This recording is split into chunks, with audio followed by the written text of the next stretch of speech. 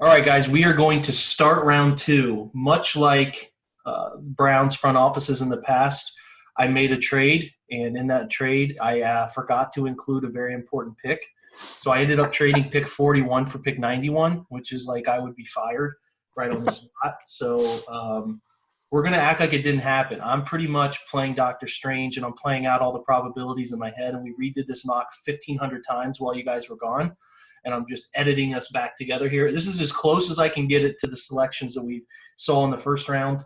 The only difference is Antoine Winfield is gone. He is gone late in the first round, and Jonathan Taylor made it to the second round. Other than that, nothing really crazy. Ezra Cleveland is still gone.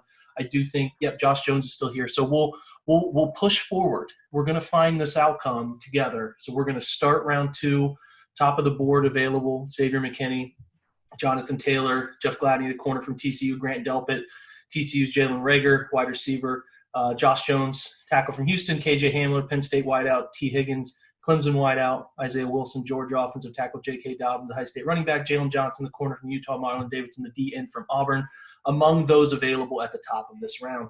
So we are going to resume this thing and get to pick 41.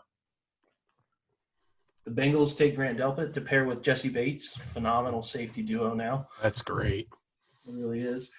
Okay, so the Texans decide to take another running back right in front of us because Bill O'Brien just has an affinity for these guys, so they take Dobbins. I mean, David Johnson will be hurt by week 3, so. Yeah, that's true. He might not even pass his physical. But so we're up again here at 41. A lot of the same names are available. We're talking about needing a defensive tackle, linebacker, safety. All of those things are on the forefront for us. We do need another corner in some variety. And offensively, we would probably like to get a wide receiver at some point. So defensively, Xavier McKinney, the safety, is available. Other safeties of note that are available, a little thinner than the last time we ran this. Jeremy Chin is the 64th ranked player on this board, is available, who I'm a big fan of. Ashton Davis, who's 80th on this board, a bit lower than I would expect, is also available. I think his age will push him down a little bit just for sure. Yeah. But, yeah, it's a little thinner on the safety market than the last time we were trying to push through here. Defensive end is available in plethora. There's a couple edge players of interest. Defensive tackle players of interest. Blacklock's available. Raekwon Davis. Neville Gallimore is available. Metabuke Okwara. Is he available there too, or am I missing him? Wasn't he in the early 50s? No, actually, he went 35 right there. He went 35. Good pick for the Lions because he's a hell of a player. He is. Okay. So let's talk. I mean, guys that I would be into taking right now, Xavier McKinney. I would be into taking right now Jalen Johnson. I'd be interested in the corner from Utah. You guys know I'm a Jeremy Chin fan. I could be talked into Curtis Weaver. I could be talked into Blacklock. Offensively, wide receivers available of interest. T. Higgins, Michael Pittman. Huge fan of Michael Pittman. Laviska Shenault, Brandon Ayuk is available as well. So I'll let you guys tell me what you would do here, whether you would trade back or take a player. A little thinner than the last time we were running this little simulator, but you guys go ahead. Jared, you start off. You know, for me, it's kind of like the Andrew Thomas conversation. Is Xavier McKinney is that high on my board and a position I think is really valuable. I think Joe Woods likes a safety who can do a lot of different things but can play center field. I think he will really help the Browns and everything else work. While a cornerback could be really helpful, a defensive tackle could be really helpful. I just think that having a starting level player, part of this is because Sheldrick Redwine for me is not a starting level player. I didn't see it in college. I didn't see it in his rookie year. I don't see the Browns having someone able to step in as a free safety right now unless you move Terrence Mitchell there. So for me, McKinney would be an easy pick for me, especially with Delpit, Winfield off the board. I do like Jeremy Chin. I'm not as high on him as others. I see him, I like his versatility and all that kind of stuff. I'm just not sure if he's versatile with the same high upside at a specific position as like Isaiah Simmons is versatile and has that high upside as a linebacker. So for me, McKinney would be an easy pick, but I understand the rest. Like, again, cornerback, defensive ends, there's a few there that I think can work. So I get the rest of it. Just for me, Xavier McKinney, because of talent, positional value, and positional need, creates best value available for me. I tend to agree with most of it. I mean, if X falls to this point, and if they're looking at safety as hard as we all assume they are, I think that's probably the guy. But I mean, I think a lot of the same things that we discussed in a previous iteration still hold true. There's still a lot of guys there that if you could find a good trade, with let's say the Colts moved down apparently, the Broncos aren't there anymore. And the Raiders aren't there anymore, but if you could find somebody who had a third to give you along with the second in the mid to late 40s, or maybe even all the way down to 51 with Seattle, or, something like that, then a lot of these guys are still going to be there. And you still have, like you showed when you scrolled down, you've got Jeremy Chin, you've got Ashton Davis, you've got a lot of things you could do and pick up another top 100 pick. But I think when it comes right down to it, if I was in that room and they said, okay, voting time, I would end up falling into the same line with Jared. I like X that much. I would just take him, move on, and simplify the whole process. I'm very tempted to trade back here. It's a big trade spot. It is, and I think you could probably get something, but I just Carl Joseph is hurt so often, and in Anderson Dejo, I like him, but man, they don't have a safety that is featureable and projectable for the future. And I don't know. I like McKinney a lot too. I think we just take McKinney and then we look at what 74 looks like if we can add another player or pick there maybe or something along those lines. I just think it fills a need. It's the best player on the board here in my opinion. Yeah. And he's the type of player I would have thought about trading up for, depending on who else was available. But when Delpit went off the board, because I do have a difference between Chin and him, I might even thought to move up a couple picks to make sure I got him they did Greedy Williams last year. And you won't find a bigger Jeremy Chin fan than me. I think he's got a lot of things they like, but there's just so much projection with the level of play. And I will say this too, and obviously not with this board, and for the purposes of this mock, we are acting as if this board is our board. But in real life, let's say, if they're at 41 and McKinney's gone, I would have no problem, and I know you're with me on this, Jake, if they decided to take Chin at this pick. But if this is the board and they have him in the 60s, then that doesn't, that's not good value at that point. So sure. But as it fell like this, the way it looks, I go back to what I said before. I'm with Jared on this. I think we take X and go on about our merry way. Yeah, let's do it. We're going to take him. And to be honest, the rest of this draft, obviously great to add new players. I'm good. I am so happy right now. Andrew Thomas and Xavier McKinney or Delpit or even Chin, get me those two guys. And everything else obviously is going to be nice, but man, I'm all right, cool. Let's have fun with the rest of this. We added talent at positions that are needed. I'm good. Yep. Yeah, Chenault with Baltimore would be a nightmare. God. Why do they keep drafting players I like? Seriously. They always do. And then I have to hate them. There goes Weaver off the board. Ooh, Van Jefferson. So we get to Pittman goes 2 picks ahead of us. And Van Jefferson. I like Van Jefferson so much. Yeah, I'm a big fan. Okay, I have my early opinion on who I like here. The Browns are 74. They come up again quickly at 97. Still 20 picks away, though. That is not guys were here, could be gone. Offensively, I like Devin Duvernay a lot. And the wide receiver pool gets kind of thin from here, in my opinion. I do really like Tyler Johnson, though. He's kind of been my hidden guy. And Brian Edwards are interesting to me, too. Defensively, I really love Neville Gallimore. I really like him a lot. There's some interesting defensive tackles here. Jordan Elliott led Pro Football Focus's pass rush grade for interior defensive lineman. I really like Logan Wilson. I really like Akeem Davis Gaither there. I mean, Jeremy Chin is still available. I mean, they'll double up somewhere. I like James Lynch a lot too.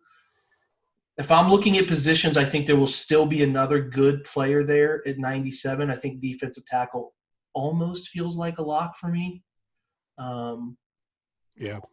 Like that, they'll fall. Like Davon Hamilton is there too. Linebacker,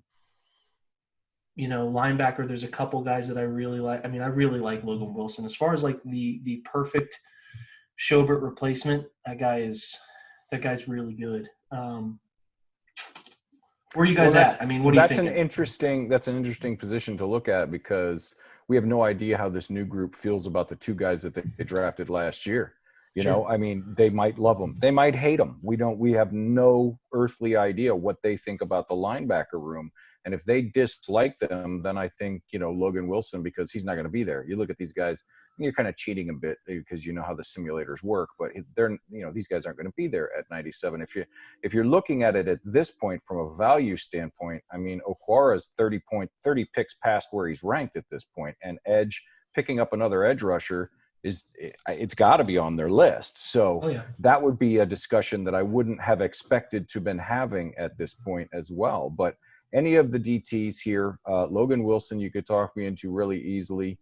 And, I guess with this, some of the same principles we talked about at 41, you got so many guys you like. If you can find it, get the Raiders to give up one of their 80 or 81 and maybe an early fourth. I don't know what they have left at this point, but if you could find a trade back in the 5 to 8 picks range, most of these guys are still going to be there. And, if you can get the right trade, then that would be something you would discuss as well. Yeah, I'm going to be the weird guy that says the idea of adding Jeremy Chin and Xavier McKinney, not that they're going to start together right away, but Chin, who looking at his measurements, 6'3", 220, where he can play strong safety, he can play nickel, he can play a Mark Barron type linebacker kind of role, doing all of those things. Like, the idea of that for me is tempting as all get out. Like, I actually love Chin as a versatile, strong safety type more than just as that pure free safety. But I think a trade down, there are a lot of defenders that are available. I'd be okay with Okwara, Chin. I'm not as high on defensive tackle this year, except for Kinlaw at 10, but I'm okay with it. I just, looking at value, Logan Wilson makes sense as well. Problem is their interior defensive line is such a mystery. It's just right. It's just all three of these guys could be gone on the roster next year, and that's playing like worst possible outcome type of deal. But I don't know if I'm being the GM in this situation, which me starting the Zoom meeting makes me the GM. I'm totally qualified. I am going to look at a trade. Glasses. Yes, I'm going to look at a trade. Okay, so we tried a myriad of trades. We called everybody in the next, I think, 8 picks, and we tried to hack into their Zoom conferences and figure out what they were thinking. No one's trading with us. They hate our new uniforms. So we're going to stick at pick 74. Much like I think front offices work, the GMs will have guys that they trust, lead scouts, whatever, and they will say, hey, man, sell me on this player, sell me on this strategy, and we'll do it. So this one I'm going to give to Steve and say, hey, man, what do you got and who do you think? And we're going to pick them. Well, there's several things to go over. I mean, if you're assuming that this is their board, you're 30 picks of value on Julian Okwara. You're almost 20 picks on Zach Bond at this point, and those are both positions that everybody thinks they can grab. So, I mean, it would be really difficult to give up on that kind of value. But just the fact that in my head, and I hate, God, people are going to tweet at me because I hate this. I don't think they're going to be there. I think what I'm actually going to do is I'm going to go with what Jared said. As much as I like the defensive tackles that are here, the pairing of Xavier and Jeremy Chin, the diversity back there, there's just so many things you can do, that you can hide, that you can come from angles that the offense can't possibly see with those two guys back there. I think I'm going to go ahead and double up on safety and take Jeremy Chin here.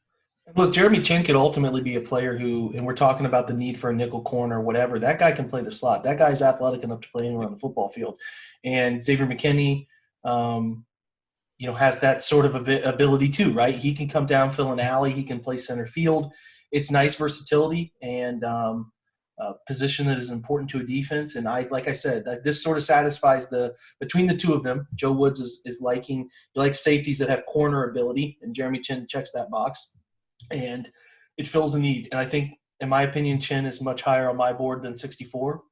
So, Right. yeah, I'm good with it. We're going to pick him. Let's let it run. Run, board, run. Neville Gallimore goes next pick. You sons of bitches. And James Lynch. Oh, my God, all my tackles. This is how this happens, Jake. Like, it's just, hey, KJ Hill going high. Stowbridge is gone. Logan Wilson's gone. God, my heart. First. I'm done. I'm leaving the draft. Jake logged off. Now we get to it's really interesting at 97, right? There really we go. Interesting. My guy there. Steven's happy. Yep. All right, let's talk about why you're happy. Who's your guy here? Jordan Elliott. Yeah, I like him too. But I mean, in my opinion, I would turn this over to somebody else. I mean, this is Jared. I'm going to really lean in your favor here. I mean, it's who yeah. do you Will like?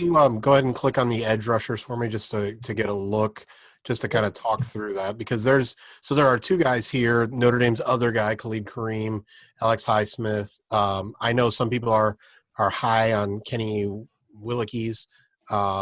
But you're exactly right. We're looking at value here, and the Browns pick again at 115, I believe. Yeah. And so, again, this is why mock draft simulators are cheats, because, okay, we're at 97, 115. Will any of those guys at edge make it?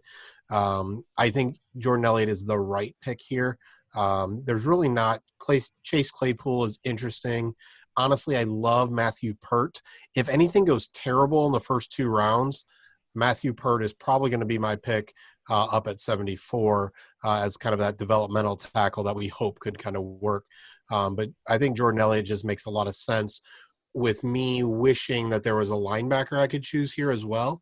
So I had some options. But, I mean, I don't see a guy that I love over Jordan Elliott, kind of providing that interior presence that just is needed. People like Troy Dye. I haven't studied, honestly, him as much, but there's not a lot of guys here that I'm going to say I can get a starter who can make an impact right away over Mac Wilson, Sony Takitaki. We already got Jeremy Chin. So instead, I would look at offense. I'd look at a wide receiver. Claypool is an interesting guy. He's that big one. Colin Johnson, Tyler Johnson. There's some good wide receivers here, but I think the value is right at defensive tackle. I'm in. I want a defensive tackle here. The linebacker group is getting super thin. Michael Walker is underrated.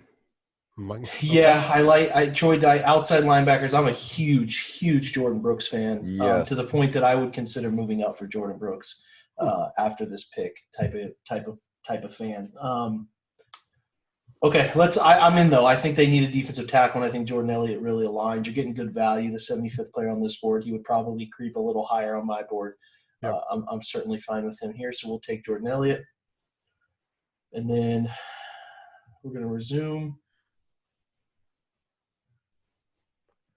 And we're all watching for our players.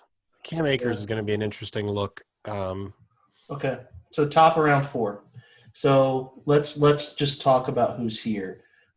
Still have some fun defensive ends, in my opinion. Mm-hmm. Highsmith, Willekes are interesting. Gibson's interesting. I mean, Anthony Jennings brings some fun traits to the table. Inside linebacker Troy Dye is still available, as of interest. Stephen likes Michael Walker. I have not watched much of him, to be honest, but I'm interested. And outside, you still have Joe Taylor, you still have Jordan Brooks. Are we okay with sitting still, or do we want to move up and grab somebody we really want offensively at wide receiver? I mean, Matt Pert isn't. Oh, hold on. I don't want to upgrade. We have 10 minutes. It's fine. Matt Pert is a really great value at 107. I mean, it's kind of crazy. Ismail's we don't need a center, but not this year anyway. But I really like that kid from San Diego State too. And of course, I've annoyed the timeline for about 2 months now about Devin Asiasi at tight end. So right, yeah, I thought that would be your next hope. Well, look, I think The Texans at 111 are of interest to move up a couple picks and not have to give up much. I think they need a linebacker. I just think they need a linebacker really badly, and Brooks is just super fun player. Yep. I mean, if he's there, right? So you run it to 111. I really don't want to give up anything though. That's the thing. It's like we don't have much to give up. No, but this is where teams are more willing, especially with all the limitations this year, are going to be more willing to say, okay, we'll let you move up and we'll take next year's this. Right. That's going to have some more power because a fifth next year is like a sixth this year kind of thing. Sure. I think that's more likely for that, 4-pick trade up if we're willing to do that. All right, let's run it for a couple picks here.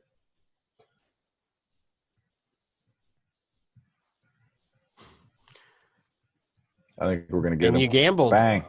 All right. Gamble and win. I think this is yours, buddy. Yep. Yeah, let's is everybody good with that pick? He's so rangy, man. Holy cow, Bryce Hall is way low on this board. Holy cow is right. But if you think about adding Jordan Brooks, we already have Chin and McKinney who can run everywhere. Yeah. You added Jordan Brooks who can run everywhere because you're thinking about the Lamar Jacksons, the Patrick Mahomes of the world. You're really giving yourself a lot of versatility with someone who can kind of get everywhere. And really, it just creates so many options for the Browns, whether it's with Mac Wilson, Taki, whoever. Look, I'm in a division where you're going to have to stop Lamar Jackson. I think this player is fun. Are we good with it? You guys like it? Yep. Yeah. Okay. Let's do it. Now we get a break because we don't pick till all the way down at 185. Tyler Johnson would be tough to pass up there too. Yeah. Again, this goes back to what I was saying before. We don't know if we knew more about how they feel about the current linebacker room.